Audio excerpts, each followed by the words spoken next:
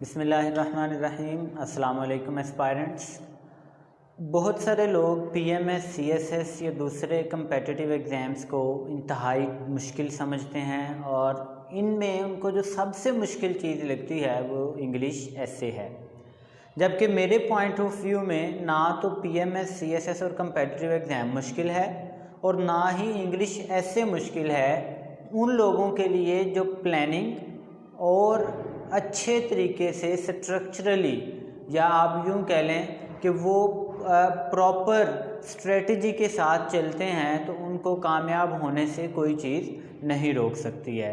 तो चूँकि हमने आपका एक मसला तो पहले हल कर दिया था कि आपको एक स्केड्यूल बना के दे दिया था कि किस तरीके से आपने चलना है और किस तरीके से आपने याद या प्रिपरेशन करनी है अपने एग्ज़ाम की, स्पेशली पीएमएस की विद इन जस्ट 3 मंथ्स। तो इंग्लिश ऐसे के बारे में और इंग्लिश प्रेसी के बारे में बहुत सारे स्टूडेंट्स और एस्पायरेंट्स बार बार कॉल्स कर रहे थे, मैसेजेस कर रहे थे और कह रहे थे कि सर कुछ कोई हल निकाल लें, इंग्लिश ऐसे की बहुत टेंशन है, इंग्लिश ने परेशान किया हुआ है, बाकी सब्जेक्ट फिर भी हो रहे हैं, इसका कोई सलूशन निकालें। तो आज के इस लेक्चर में आपको इंशाल्लाह ये बताया जाएगा कि इंग्लिश ऐसे को हमने किस तरह कवर अप करना है।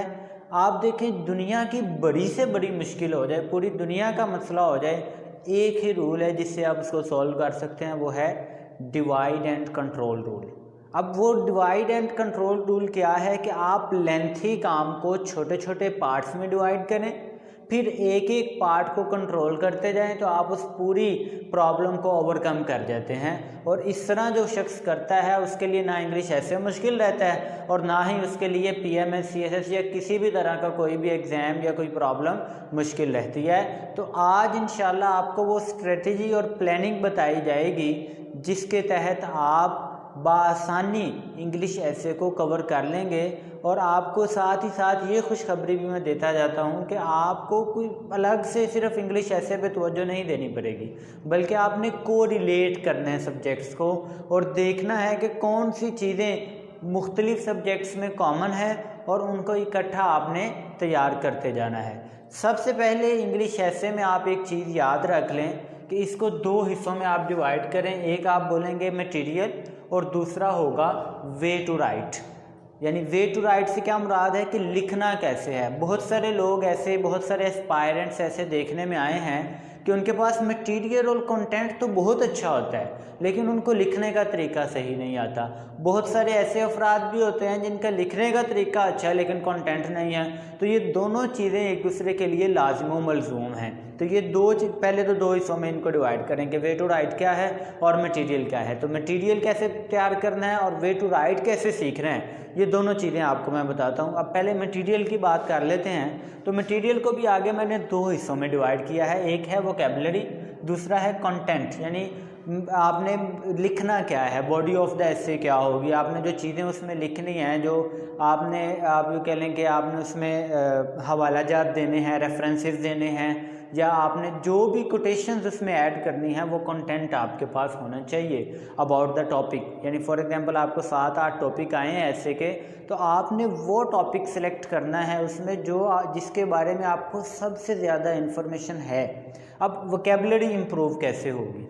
वोकैबुलरी इम्प्रूव करने का बहुत ही आसान तरीका है। आप पीएमएस पाक स्टडी को पढ़ रहे हैं या सीएसएस अगर आप कर रहे हैं, पाक अफेयर्स पढ़ रहे हैं, करंट अफेयर्स पढ़ रहे हैं, या दूसरे जो सब्जेक्ट आप नॉलेज गेन कर रहे हैं तो उनसे आप वोकैबुलरी गेन करेंगे। दूसरा मेथड हर एस्पायरेंट की ये कोशिश होती है, बल्कि उनको ये रिकमेंड भी किया जाता है कि आप लाजमी तौर पर आर्टिकल्स भी पढ़ें, न्यूज़पेपर, इंग्लिश न्यूज़पेपर भी पढ़ें, स्पेशली डॉन का बार बार कहा जाता है। इसके अलावा आपको ये भी रिकमेंड किया जाता है कि आप जर्नल्स जो हैं, फॉर एग्जांपल आपका इकोनॉमी में इंटरेस्ट है, आप उसके लिए आप जो जर्नल है वो मोडीज़ की रिपोर्ट पढ़ सकते हैं, या इसके अलावा 1-2 और बड़े फेमस जर्नल हैं वो आप रीड आउट कर सकते हैं। आपका पॉलिटिक्स में इंटरेस्ट है तो आप द डिप्लोमेट पढ़ें। तो जितना, यानी आपका जिस चीज़ में ज़्यादा इंटरेस्ट है, आपने पॉलिटिकल साइंस रखी है, आपने इकोनॉमिक्स रखी हुई है, या आपने कोई भी और सब्जेक्ट जिसमें आपका ज़्यादा इंटरेस्ट है, उसके बारे में ज़्यादा से ज़्यादा आप आर्टिकल्स और जर्नल्स को रीड करें।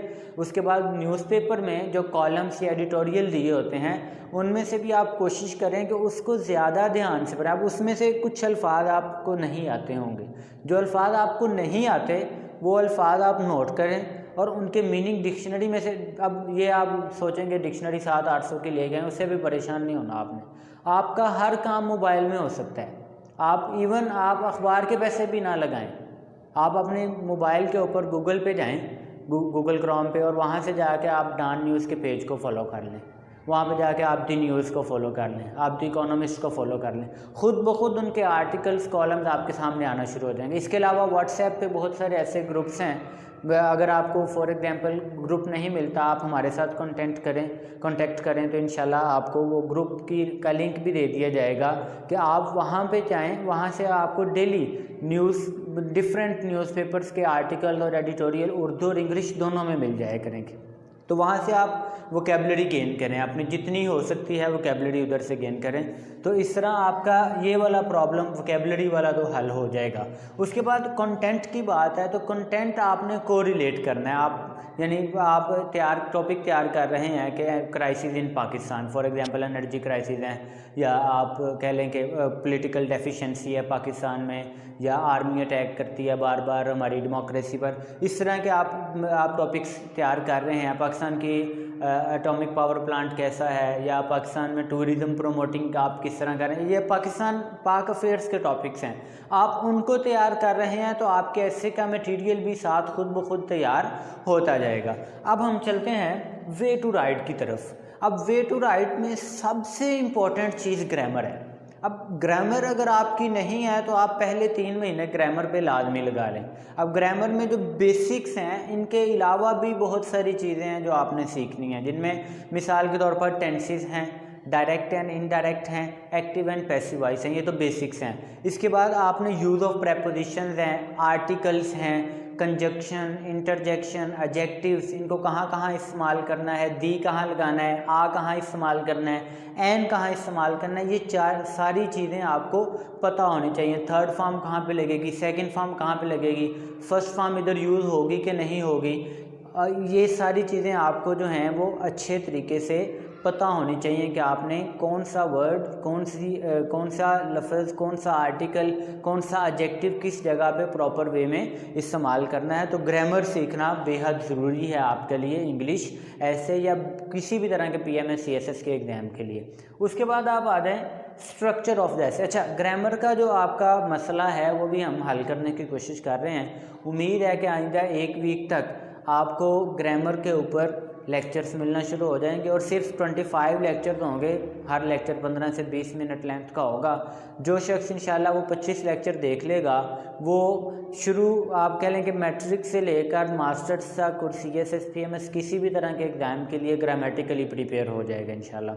अब हम चलते हैं स्ट्रक्चर ऑफ द ऐसे की तरफ। आने वाली वीडियोज़ में इंशाल्लाह मैं आपको स्ट्रक्चर ऑफ द ऐसे की प्रैक्टिस भी करवाऊंगा, और 7-8 हॉट टॉपिक्स जो हैं जिनके आने के ज़्यादा चांसेस हैं, जो मैंने पिछली वीडियो में भी आपको बताए थे, उनकी आउटलाइंस इंशाल्लाह हम लेक्चर में प्रिपेयर करेंगे, और आपको भी उसमें ग्रूम करने की कोशिश करेंगे कि आप भी बेहतर से बेहतर परफॉर्म कर सकें।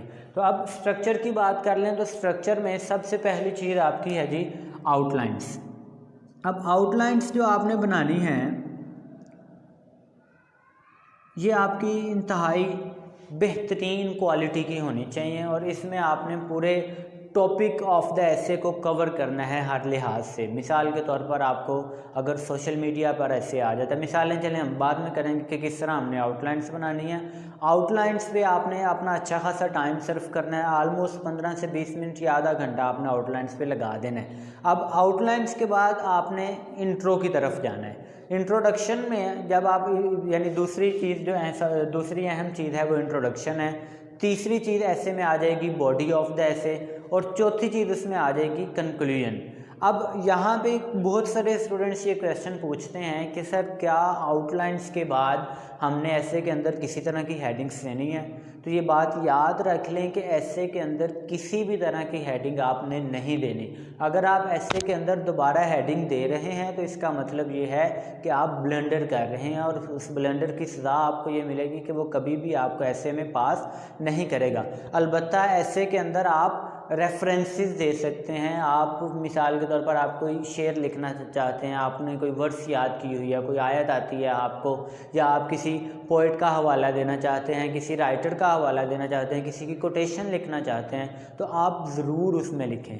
कोशिश करें कि इंट्रो अगर शुरू में लगती है शुरू में लिख दें, दरमियान में कहीं आती है तो अगर लाजमी तौर पर आप कोटेशंस रेफरेंसेस लिखेंगे उतना अच्छा आपका इम्पेक्ट पड़ेगा। ऐसे पर आने वाली वीडियो में इंशाल्लाह आपको स्ट्रक्चर बताऊंगा कि आउटलाइंस कैसे बनानी है, इंट्रो कैसे लिखना है, आपने पैराग्राफ मेकिंग कैसे करनी है, और एट दी एंड आपने उसका कंक्लूजन कैसे निकालना है, थीसिस स्टेटमेंट किस जगह पर और कैसे रखनी है।